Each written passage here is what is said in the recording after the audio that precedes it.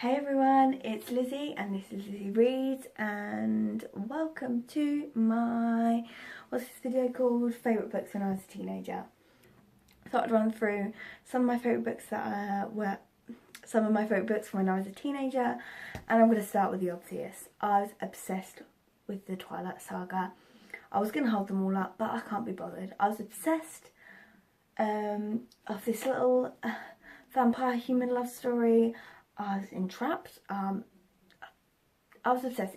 I used to read it over and over and over again. There was a solid cycle of maybe like a year and a half where I didn't read anything new because I just read this and Twilight fanfiction the whole time. It really hit me hard. I was obsessed with it. I love the films. I still love the films. I watch the films when I'm feeling like really cheesy. I mean, I love and hate them, but I don't know if to give these like a reread and do like an honest response how I feel now type thing. I don't know. I know I love a reread. The thing is, I'll probably like get sucked in by the nostalgic romantic feelings. So I don't know. We'll see. It could make a good video. Don't know. And then I suppose other people have done that though, haven't they? I'll research it. Then I'm going to go in with another fairly obvious one. The Hunger Games trilogy. I'm holding up Catching Fire because that is my favourite, but the first one I lent out to a friend and never got back. So I hope I can find one in this edition because I'd be really pissed off if I can't. Yeah, I really loved this series, this like dystopian, I know you guys all know what it is, but this dystopian series about very disgusting things that happen. And that was amazing. It was the first dystopian I ever read. It was the first anything like this. I'd never read anything like this before. Yeah, so I loved that thoroughly. That was another obsession of mine, but not quite as obsessed as I was with Twilight. Then another one I've got here, another big one, called Noughts and Crosses, and this is kind of like it's about race, but in the sense that it's taken to the extreme, like it's taken to the like a higher level, like racism is more overt and more extreme. Well, at the time I thought this was really shocking, but actually as an adult I see that this sort of racism is alive and well, fortunately, but the roles are reversed. So it's set in the UK, and I think it's mainly like I can't remember there being much diversity from black and white as far as I can remember, because I think it was like noughts are white people and crosses are black people, and sort of like crosses have all of the wealth, and noughts are very much looked down upon, and this is like a Romeo and Juliet love, star-crossed lovers just kind of thing. And I know is there 4 books, I think? I've got the first 2 and I can't remember. All of these books I want to reread. Basically, the childhood books and the teenage books, all books I want to reread just to see how I feel about them now. But I remember it being very well revered and like very popular at the time, so I think this might be a good one. And this might come to no surprise to any of you that have read any of my blog posts that I don't do anymore, watched any of my videos. The Princess Diaries. I was obsessed. I'm obsessed now. I love it. I live for Mia. I live for her. She's so funny. She's so dramatic. And sometimes I think, oh, you're such a bitch, Mia. I'm like, you are a teenager. I understand. We can move on from. She grows up. I love it. Another one that was a big favourite was The Perks of Being a Wallflower by Stephen Chbosky, and this is an American standalone novel written in like letters, and it's about Charlie, and yeah, he's a bit of a wallflower. That's where I first learned this term. It's so quotable. The film is so cute. I don't know if any of you guys read this, but this was really popular when I was a teenager. Very Tumblr.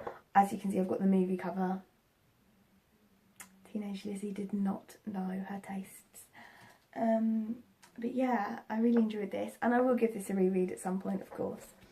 Now, one that I probably won't be rereading is Diary of a Chav, Too Cool for School. I'm pretty sure this isn't even the first one in the series. This is book 3, but I only ever bought this one. I saw it in the shop, I was like, Diary of a Chav.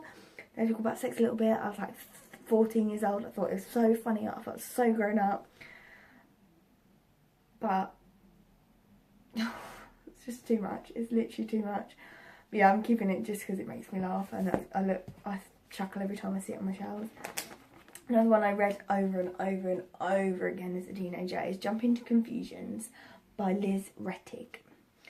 And this is about a teenage girl called Kat, and she says like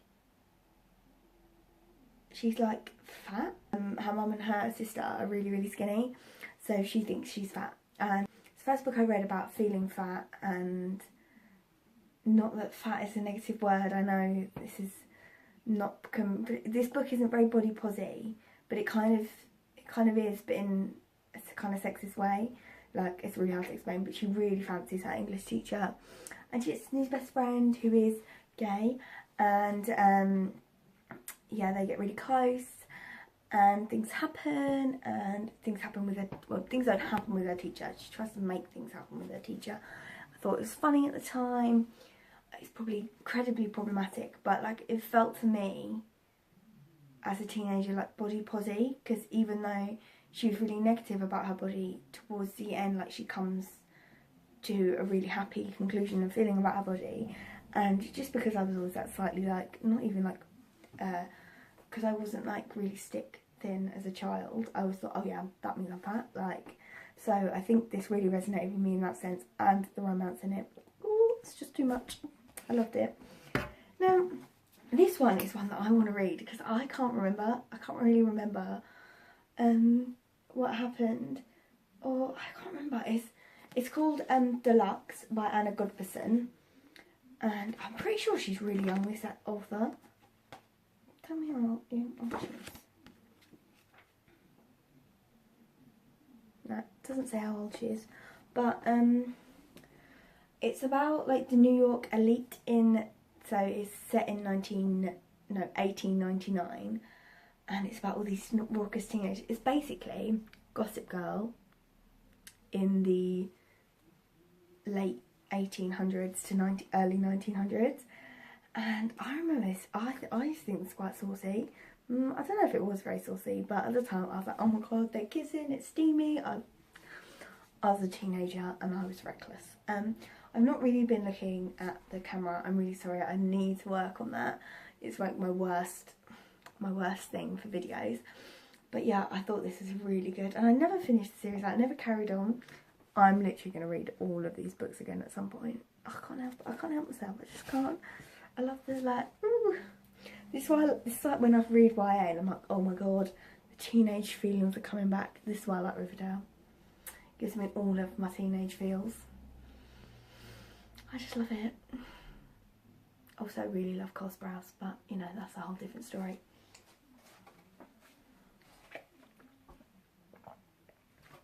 So, if you like this video, please like, subscribe, comment. Let me know what your favourite books to read for a teenager. If you're similar age to me, let me know if you read any of these. If you're from another country, let me know what you were reading when you were a teenager. If you're older, younger, let me know what you were reading, because I want to know, was it affected by what was big? Because obviously, like, Twilight and Noughts and Crosses and the other one, Hunger Games, was quite big when I was a teenager. But a couple of these are a bit random, just books I probably bought because I saw them on the shelf.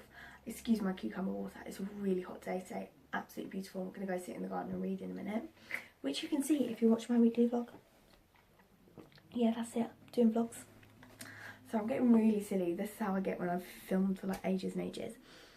But I will go down. I keep saying I'll let you know later because that's what I've been doing in my vlogs recently. But I hope you enjoyed this video. I'm sorry if it was really silly, really stupid, really giggly. But if you liked it, please like, comment, subscribe if I haven't already said that. And goodbye.